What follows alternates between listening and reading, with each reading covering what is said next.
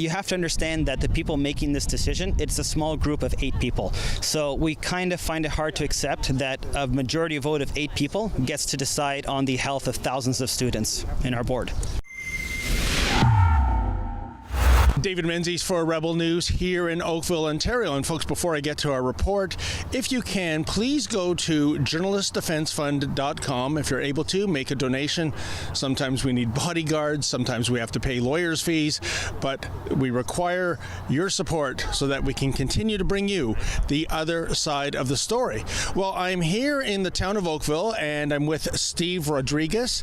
And Steve, you represent a group that is concerned about a new masking initiative that the Halton Catholic District School Board wants to pursue. Can you lay out what the issue is for us, please? Sure, not a problem. So just to clarify, this has already actually been put forth. So it's not something we're trying to stop because it's already in motion. We're trying to change this. So what happened is, prior to school starting, myself and other parents in the board received an email from the board letting us know that we had to choose at that time whether or not our children would be attending school or proceeding with the remote learning option. And a lot of us had made up our mind at that point, and then we noticed that within the same email, they were also asking us, they were telling us that the decision was already made that children in all grades would have to wear a mask. And that would include junior kindergarten on up, take it? Yes, that's correct. So that would include all grades, whereas the provincial guideline was grades 4 and up, with the JK to 3 being optional but encouraged. When we saw that email, we were... And if I can, Steve, why, if the provincial mandate is 4 and up, yes, why were they doing junior kindergarten and up? What was the reason for that? I can answer that. So when the education minister put forth that suggestion that it only be 4 and up, they did give every individual board the decision to make up their own policy, whether or not they chose to accept it or exceed it.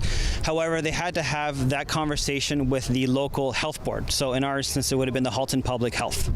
And are you optimistic you might get your way here, or what do you think? Unfortunately, it could go either way. We don't know. You have to understand that the people making this decision, it's a small group of 8 people. So we kind of find it hard to accept that a majority vote of 8 people gets to decide on the health of thousands of students. The governments have really based the mandating of masks on public opinion rather than scientific evidence.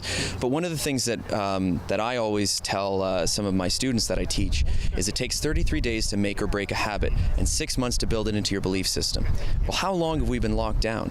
It's been about 6 months. How many conversations have we had or other people had where you're trying to tell them a viral particulate is this big and the whole of the mass is this big, and it very easily goes through? Yeah, it's very hard for us to accept as well. When we made it clear during the last board meeting that the children that they're asking to mask, the JK to 3, they're at the lowest group of risk in terms of transmitting or being infected by the virus. And we presented these facts vehemently over a 2-hour period in our delegation, and ultimately they decided that they were going to stick with what they decided after a quick 15-minute vote. So personally, I can say in my life I had never felt dismissed in such a way as I did that night. So this is the start. I think the plan is that, like what I experienced, and as I told you, I'm from Iran, what I experienced in my own country, and there's a term called suppression fatigue. It means that there are through years and years of suppression, you become obedient, you become tired, you become exhausted of non-compliance, and this is the start for them. Like, they gotta do it for years and years, so they become like people who don't care, and they become like who just like close their eyes and be obedient. What are your thoughts on the idea of extending the mandatory mask mandate to junior kindergarten on up? I mean, I guess my main question back to you, do you know when this Twilight, season finale episode will actually end? Because, like, how much more ridiculous can this get? Yeah. Like, we have federal buildings that are exempt from this law. We have people that come in a restaurant, and once they sit down, they are allowed to take the mask off.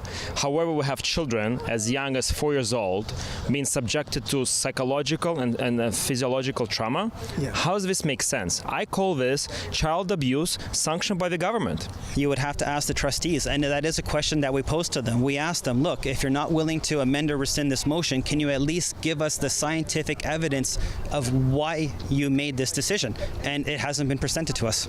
To me, what we're doing right now is we're trying to create little obedient robots. They're just going to comply, do what we're told, work, pay their taxes, and do nothing else. We just feel that some children, myself included, my child, is not psychologically ready to wear a mask for such a long duration.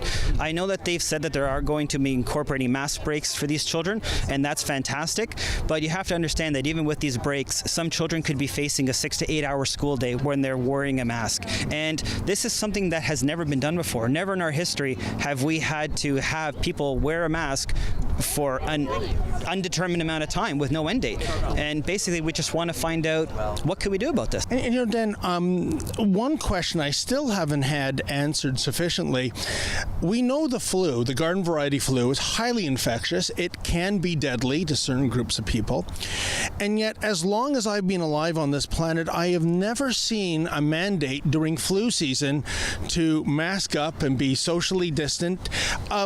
Why is there a different set of rules for the coronavirus and not for the garden variety flu, even when we have a very bad flu season? Well, it's another great question, and I mean, we know that in 2018, the Ontario Nurses Association won a legal battle to say that the nurses don't have to, number one, wear masks, number two, get vaccinated.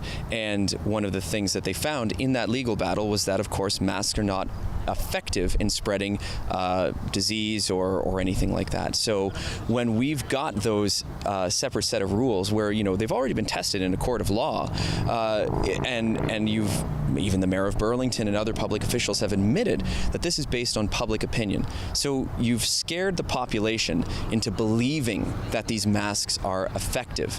And, you repeat the subliminal messaging or the not so subliminal messaging. So people believe that they are being safe and effective. You see commercials that are going, I'm wearing my mask for Johnny, I'm wearing my mask for Jane, and they think that they're doing the right thing, when really what they're actually doing, as evidenced by the actual scientific research on masks, is they are actually harming themselves, harming Johnny, and harming Jane.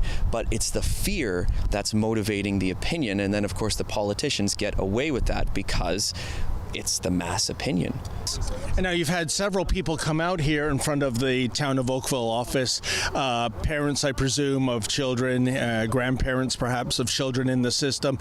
The question, I guess, is, Steve, is this: what kind of critical mass do you have in terms of supporting the idea of not having these young children wear masks? Or do you think perhaps the majority of parents, they're on board with what the school board is pursuing? So I can tell you personally that in the petition that I put forward, which had approximately 2,200 supporters, we did do the geographical analysis, and about 850 of those were in our Halton region.